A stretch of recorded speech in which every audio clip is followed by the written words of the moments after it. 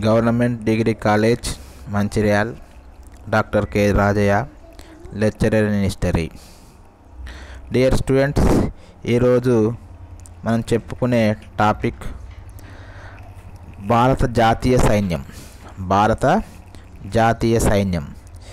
ఈ భారత జాతీయ సైన్యాన్ని ఇండియన్ నేషనల్ ఆర్మీ అని కూడా మనం చెప్పుకుంటాము. ఈ యొక్క భారత జాతీయ సైన్యం యొక్క నేపథ్యాన్ని మనం పరిశీలించినట్లయితే రెండవ ప్రపంచ యుద్ధ కాలంలో, అంటే రెండవ ప్రపంచ యుద్ధం 1939లో ఆరంభమై 1945 వరకు కొనసాగింది. అయితే ఈ రెండవ ప్రపంచ యుద్ధ కాలంలో 1942 ఫిబ్రవరిలో నాటికి సింగపూర్లోని బ్రిటిష్ ప్రభుత్వం జపాన్కు లొంగిపోయింది. అంటే 1942 ఫిబ్రవరి నాటికి సింగపూర్లోని బ్రిటిష్ ప్రభుత్వం జపాన్కు లొంగిపోయింది. మరి ఈ సందర్భంగా కొన్ని వేల మంది భారత యుద్ధ ఖైదీలు జపాన్ వారికి పట్టుబడము జరిగింది. అంటే జపాన్ వారికి మన భారతీయ ఖైదీలు పట్టుబడ్డారు.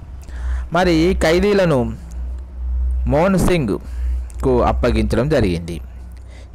అంటే భారత ఖైదీలందరినీ మోహన్ సింగ్కు అప్పగించడం జరిగింది. మరి ఆనాటి జపాన్ సైన్యాధిపతి పూజీవారా మోహన్ సింగ్కు అప్పగించడం జరిగింది. అయితే ఈ యుద్ధ ఖైదీలతో బ్రిటిష్ వారికి వ్యతిరేకంగా భారత జాతీయ సేన అంటే ఇండియన్ నేషనల్ ఆర్మీని ఏర్పాటు చేసేలా మోహన్ సింగ్ను జపాన్ వాళ్ళు ఒప్పించడం జరిగింది. 1942 ఆగస్టులో మోహన్ సింగ్ యుద్ధ ఖైదీలతో భారత జాతీయ సైన్యం INAను ఏర్పాటు చేశాడు. అంటే 1942లో భారత జాతీయ సైన్యాన్ని మోహన్ సింగ్ ఏర్పాటు చేశాడు. ఈ సంస్థ యొక్క మార్చ్, అంటే భారత జాతీయ సైన్యం యొక్క మార్చ్ ఏంటంటే కదం కదం బడేయే జా అనే నినాదాన్ని ఇవ్వడం జరిగింది. తర్వాత ఈ ఇండియన్ నేషనల్ ఆర్మీ పాత్ర పైన జపాన్ సైనిక అధికారులకు మోహన్ సింగ్కు వచ్చిన విభేదాల వల్ల, అంటే విభేదాలు వచ్చినాయి. ఎవరెవరికి? జపాన్ సైనిక అధికారులకును మోహన్ సింగ్ మధ్య విభేదాలు రావడం, మోహన్ సింగ్తో పాటు నిరంజన్ సింగ్ గిల్ను అరెస్ట్ చేయడం జరిగింది. ఇదే సమయంలో జపాన్లో ప్రవాస జీవితం గడుపుతున్నటువంటి రాస్ బిహార్ బోస్, అంటే ఇదే సమయంలో జపాన్ దేశంలోనే మన భారతీయులైనటువంటి రాస్ బిహార్ బోసు బ్యాంకాక్లో భారత స్వతంత్ర సమితి ఇండియన్ ఇండిపెండెన్స్ లీగును స్థాపించాడు. Very very important. Indian independence లీగును స్థాపించిన వాడు రాస్ బిహార్ బోస్. ఈ రాస్ బిహార్ స్థాపించినటువంటి ఇండియన్ ఇండిపెండెన్స్ లీగు తర్వాత ఇండియన్ నేషనల్ ఆర్మీలో విలీనమైంది. అంటే భారత జాతీయ సైన్యంలో విలీనమైంది. రాస్ బిహార్ బోస్ ఆహ్వానం మేరకు సుభాష్ చంద్రబోసు ఈ ఇండియన్ నేషనల్ ఆర్మీ బాధ్యతలను స్వీకరించాడు. అయితే ఇక్కడ ఒక ముఖ్య విషయం ఏంటంటే రాస్ బిహార్ బోస్ అనే వ్యక్తి 1945 జనవరిలో టోక్యోలో మరణించాడు. అప్పుడు సుభాష్ చంద్రబోసు ఈ ఇండియన్ నేషనల్ ఆర్మీని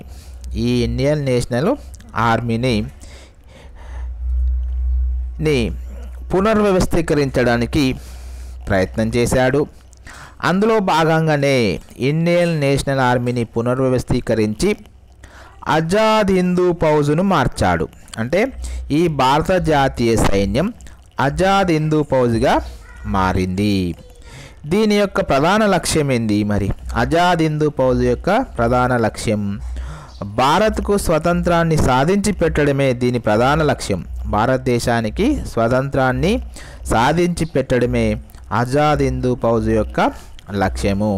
ఒకసారి ఎగ్జామ్ అడిగింది, ఆజాద్ హిందూ ఫౌజ్ను ఏ సంవత్సరంలో ఏర్పాటు చేశారు అన్నప్పుడు 1943 అక్టోబర్లో దీన్ని ఏర్పాటు చేయడం జరిగింది. అయితే ఈ ఆజాద్ హిందూ ఫౌజ్ 2 శాఖల కలయికగా ఉండేది. ఒకటి INA ఇండియన్ నేషనల్ ఆర్మీ మరియు భారత స్వతంత్ర సమితి IIL. ఈ ఫౌజు భారతీయులను సైన్యంలో చేరాలని ఉత్తేజం చేయడానికి ఆజాద్ హిందూ రేడియోను ఉపయోగించడం జరిగింది. అంటే ఈ యొక్క సైన్యాన్ని ఉత్తేజపరచడానికి ఆనాడు మరి ఆజాద్ హిందూ రేడియోను ఉపయోగించడం జరిగింది. భారతదేశం స్వతంత్రం పొందడం కోసం జపాన్ పూర్తిగా సహకరిస్తుందని ఆనాటి జపాన్ ప్రధాని టోజో సుభాష్ చంద్రబోస్కు హామీ ఇవ్వడం జరిగింది. 1943 ఆగస్టు 25న సుభాష్ చంద్రబోసు ఆజాద్ హిందూ ఫౌజ్కు నాయకత్వం వహించడము జరిగింది. ఈ ఆజాద్ హిందూ ఫౌజ్ యొక్క నినాదం చలో ఢిల్లీ అనే నినాదాన్ని ఇవ్వడం జరిగింది. తర్వాత ఈ ఇండియన్ నేషనల్ ఆర్మీ ఇచ్చిన నినాదం ఇంకొకటి ఇంక్విలాబ్ జిందాబాద్ అనే నినాదాన్ని కూడా రూపొందించడము జరిగింది. అయితే మౌలానా అస్రత్ మొహానీ ఆజాద్ హిందూ ఫౌజ్లో చేరి హైదరాబాద్ వాసి పేరు అబీద్ హుస్సేన్ సఫ్రానీ. తర్వాత మనకు ఇండియన్ నేషనల్ ఆర్మీలో గల రెజిమెంట్స్, ఇండియన్ నేషనల్ ఆర్మీలో ఉన్నటువంటి రెజిమెంట్స్ వెరీ వెరీ ఇంపార్టెంట్, చాలా సార్లు ఎగ్జామ్లో వచ్చిన బిట్స్. భారత జాతీయ సైన్యం యొక్క ప్రధాన కేంద్రాన్ని సుభాష్ చంద్రబోసు సింగపూర్లో స్థాపించాడు. వెరీ వెరీ ఇంపార్టెంట్, చాలాసార్లు ఎగ్జామ్. భారత జాతీయ సైన్యము ఇండియన్ నేషనల్ ఆర్మీని ఎక్కడ స్థాపించాడు సుభాష్ చంద్రబోస్ అని చాలాసార్లు ఎగ్జామ్లో అడిగాడు. మనం సింగపూర్ అని గుర్తుపెట్టుకోవాలి. భారత జాతీయ సైన్యం యొక్క ప్రధాన కేంద్రం సింగపూర్లో సుభాష్ చంద్రబోసు స్థాపించాడు. ఇక్కడ కొన్ని మనం ఇంపార్టెంట్ గుర్తుపెట్టుకోండి. రెజిమెంట్ పేరు, ఆ రెజిమెంట్కు నాయకత్వం వహించినటువంటి వ్యక్తుల పేర్లు మనం గుర్తుపెట్టుకోవాలి. ఇక్కడ మనం గాంధీ రెజిమెంట్, దీనికి నాయకత్వం వహించింది ఎవరు అనేది క్లియర్గా లేదు. నెహ్రూ రెజిమెంట్ అనేది దీనికి కూడా ఎవరు నాయకత్వం వహించిందని మనకు క్లారిటీ లేదు. తర్వాత ఇంకా 3 ఇంపార్టెంట్ మనకు స్వరాజ్య రెజిమెంట్, వెరీ వెరీ ఇంపార్టెంట్. స్వరాజ్య రెజిమెంట్ దీనికి నాయకత్వం వహించినది GS Dhillon.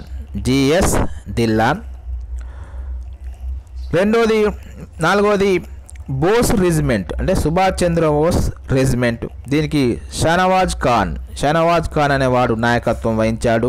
Very very important. ఇగో ఝాన్సీ రెజిమెంట్, ఇది ఎగ్జామ్లో వచ్చిన బిట్టే. ఝాన్సీ రెజిమెంట్ ఇది స్త్రీల కోసం ఏర్పాటు చేసినటువంటి రెజిమెంట్. దీనికి నాయకత్వం వహించినది కెప్టెన్ లక్ష్మీ సెహ్వాగ్. ఈ లక్ష్మీ సెహ్వాగే జవహర్లాల్ నెహ్రూ యొక్క చెల్లెలుగా మనం చెప్పుకుంటాము. తర్వాత సుభాష్ చంద్రబోస్ అండమాన్ నికోబార్ దీవులను ఆక్రమించాడు. సుభాష్ చంద్రబోస్ ఈ ఆజాద్ హిందూ ఫౌజ్ యొక్క సహకారంతోనే అండమాన్ నికోబార్ దీవులను ఆక్రమించాడు. ఆ అండమాన్ నికోబార్ దీవులకు ఒక పేరు పెట్టాడు. వెరీ వెరీ ఇంపార్టెంట్, ఇది కూడా చాలాసార్లు ఎగ్జామ్ వచ్చింది. దీనికి ఏమని పేరు పెట్టాడు? మరి షాహీద్ దీవులు అని పేరు పెట్టాడు. అండమాన్ నికోబార్ దీవులకు ఆక్రమించి వాటికి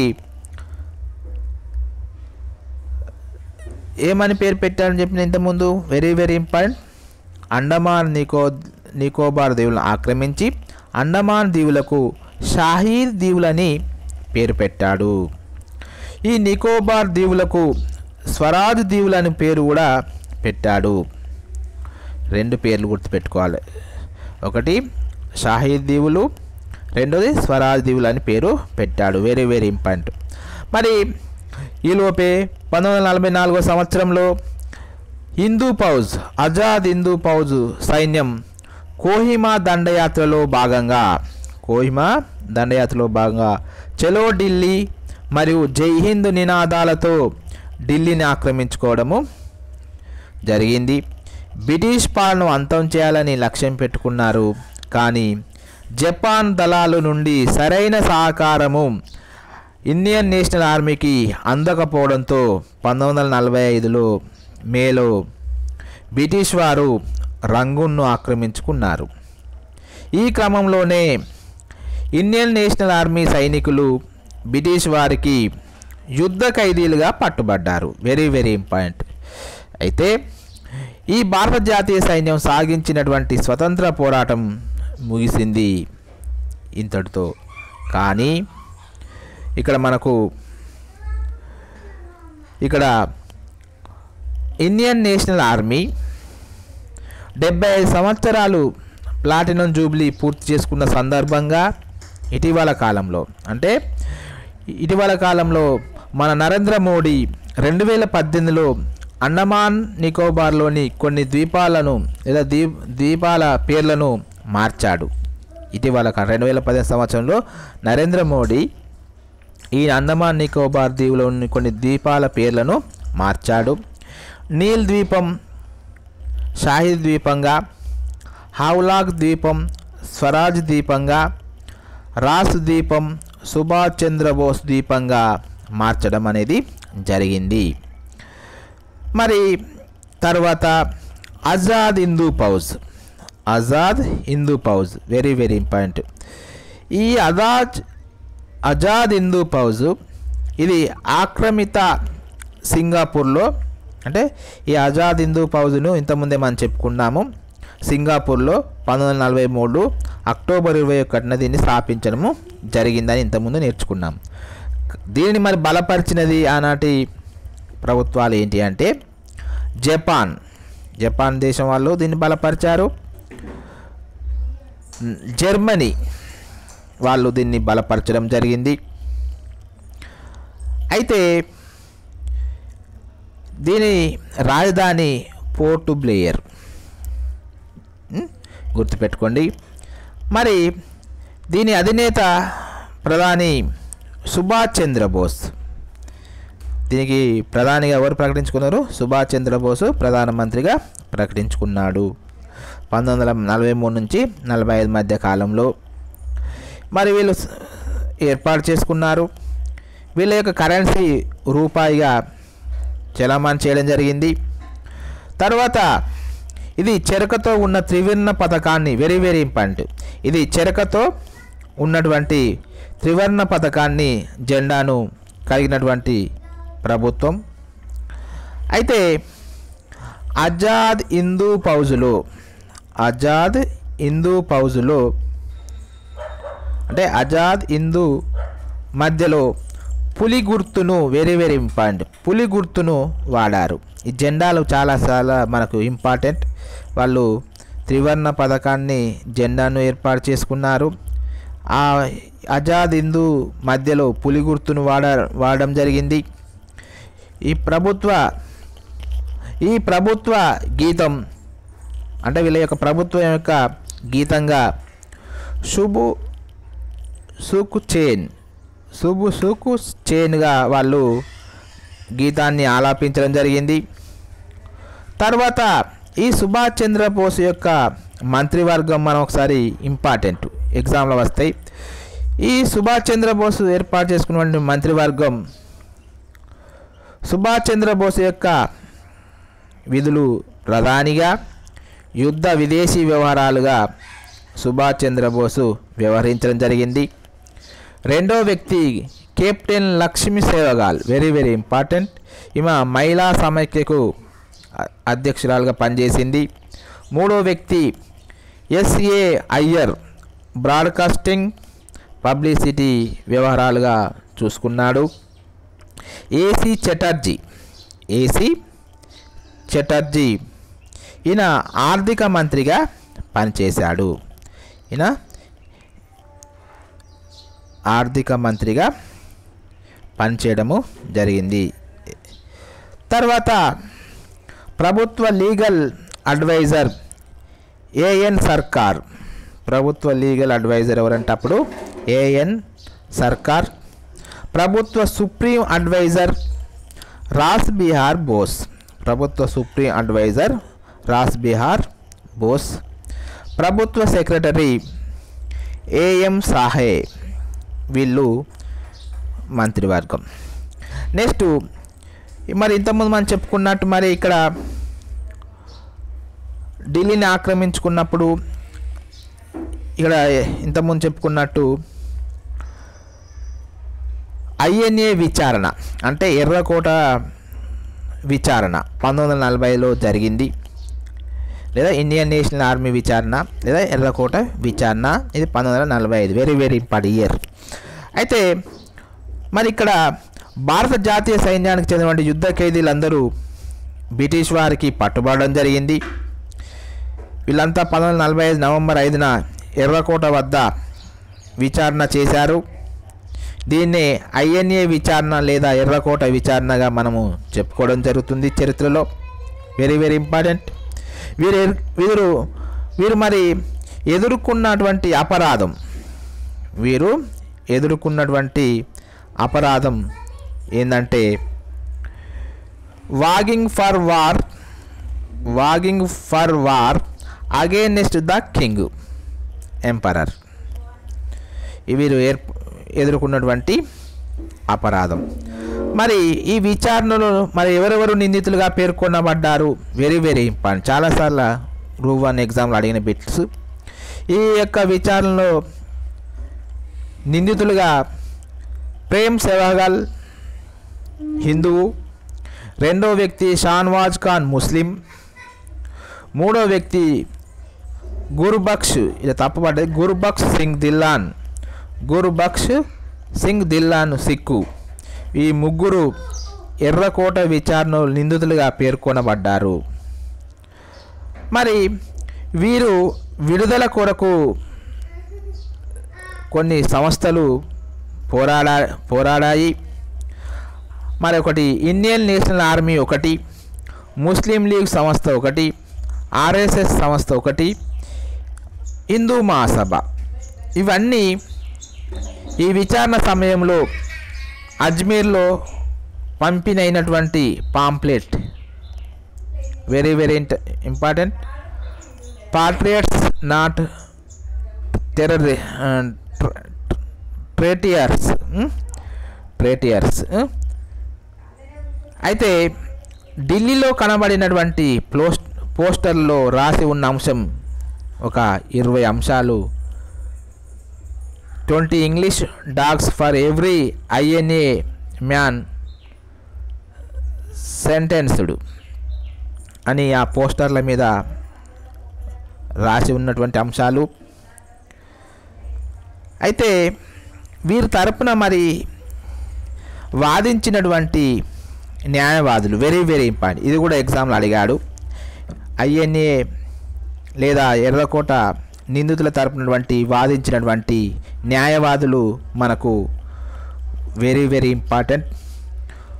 భూలాబాయ్ దేశాయి ఒకరు, తేజ్ బహదూర్ సఫ్రు రెండో వ్యక్తి, కడ్జు మూడో వ్యక్తి, 4 నెహ్రూ, 5 అరుణా అసఫ్ అలీ.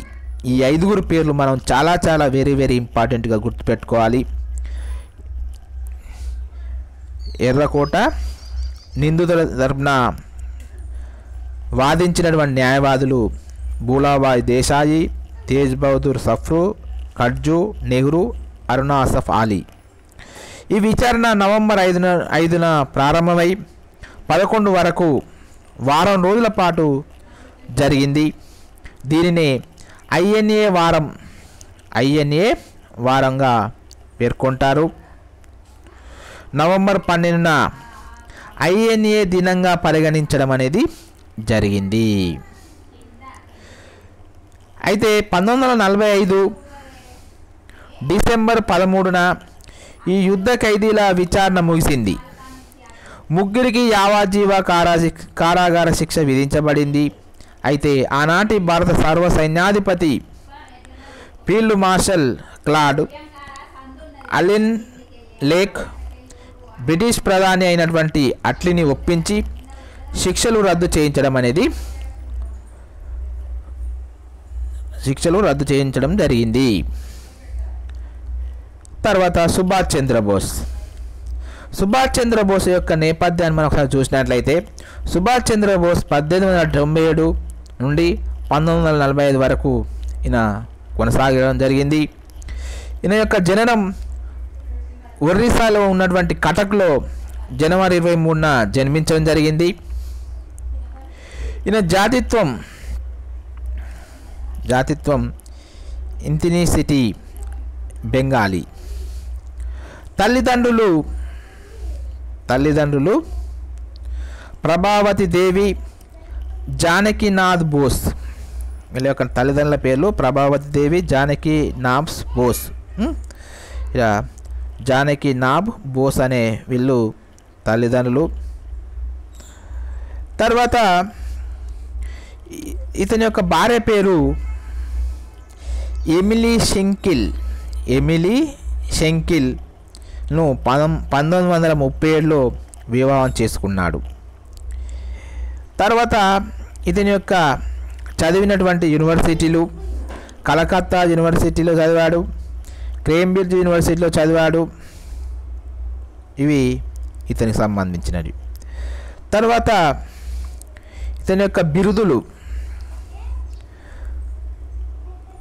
నేతాజీ రెస్పెక్టెడ్ లీడర్ 1928 మద్రాస్ సమావేశంలో ఇవ్వబడింది. నేతాజీ లేదా రెస్పెక్టెడ్ లీడర్ అనేది ఈయనకు 1928 మద్రాస్ సమావేశంలో ఇవ్వబడింది. ఇతన్ని నేతాజీగా అభివర్ణించింది ఎవరు? Very very important. ఇతన్ని నేతాజీగా అభివర్ణించింది రాస్ బిహార్ బోస్ అనే వ్యక్తి ఇతన్ని నేతాజీగా అభివర్ణించడము జరిగింది. ఇతను ప్రభావితం చేసినటువంటి వ్యక్తులు అంటే ఇతడు కొంతమంది యొక్క ప్రభావితం చేసినటువంటి వ్యక్తులు అంటే వివేకానందుడు, అరబింద్ ఘోష్. వీళ్ళిద్దరి యొక్క బోధనల వల్ల ఆయన ప్రభావితం కావడం జరిగింది. మరి ఒక very very important, Subhash Chandrabose యొక్క రాజకీయ గురువు ఎవరు? గురువుల మీద చాలాసార్లు బిట్లు వస్తూ ఉంటాయి. ఇతని యొక్క రాజకీయ గురువు సిఆర్ దాస్. సుభాష్ చంద్రబోస్ యొక్క రాజకీయ గురువు సిఆర్ దాస్. ఈయన వ్రాసినటువంటి గ్రంథాలు very very important. The Indian struggle very very important. అనారోగ్యంతో స్విట్జర్లాండ్లో ఉన్నప్పుడు రాయడం జరిగింది. లండన్లో 1935 ప్రచురించబడడం అనేది జరిగింది. ఇతను యూరప్ దేశాలకు ఎస్ఎస్ డాంగే అనే ఇటాలియన్ నౌకలో ప్రయాణం చేశాడు. ఇతడు యూరప్ దేశాలకు ఎస్ఎస్ గాంగే అనే ఇటాలియన్ నౌకలో ప్రయాణం చేయడం జరిగింది. మరి సంపాదకునిగా పనిచేసినటువంటి పత్రికలు ఒకటి పాడ్వార్డ్. ఈ పాడ్వార్డ్ అనేది సిఆర్ దాస్ యొక్క పత్రిక. ఈయన ఏర్పాటు చేసినటువంటి సంస్థలు వెరీ వెరీ ఇంపార్టెంట్. ఎగ్జామ్లలో ఇవే బిట్స్ వస్తూ ఉంటాయి. ఇండియన్ ఇండిపెండెన్స్ లీగ్ను స్థాపించింది ఎవరు? సుభాష్ చంద్రబోస్. దీనిని 1928లో కలకత్తా కేంద్రంగా నెహ్రూ, శ్రీనివాస్ అయ్యంగార్లతో కలిసి ఏర్పాటు చేయడము జరిగింది. రెండోది కాంగ్రెస్ డెమోక్రటిక్ పార్టీ 1930లో స్థాపించాడు. ఫ్రీ ఇండియన్ లీగ్ను స్థాపించాడు. మూడవది ఫ్రీ ఇండియన్ లీగ్ను స్థాపించాడు. నాలుగవది ఆల్ ఇండియా ఫార్వర్డ్ బ్లాక్ను స్థాపించాడు. ఈ 4 అతడు ఏర్పాటు చేసినటువంటి సంస్థలు. తర్వాత అధ్యక్షుడిగా పనిచేసినటువంటి అంటే సుభాష్ చంద్రబోస్ ఇండియన్ నేషనల్ కాంగ్రెస్కు అధ్యక్షత వహించాడు. ఈయన 1938 హరిపురా అంటే ఇది గుజరాత్ రాష్ట్రంలో ఉన్నటువంటి దానికి నాయకత్వం వహించాడు. అంటే 1938 ఇండియన్ నేషనల్ కాంగ్రెస్కు అధ్యక్షత వహించినటువంటి వ్యక్తి సుభాష్ చంద్రబోస్. మరి మరుసటి సంవత్సరం 1939 త్రిపుర ఐఎన్సి సమావేశానికి కూడా అధ్యక్షత వహించాడు. ఈ త్రిపుర అనేది మధ్యప్రదేశ్లో ఉన్నది.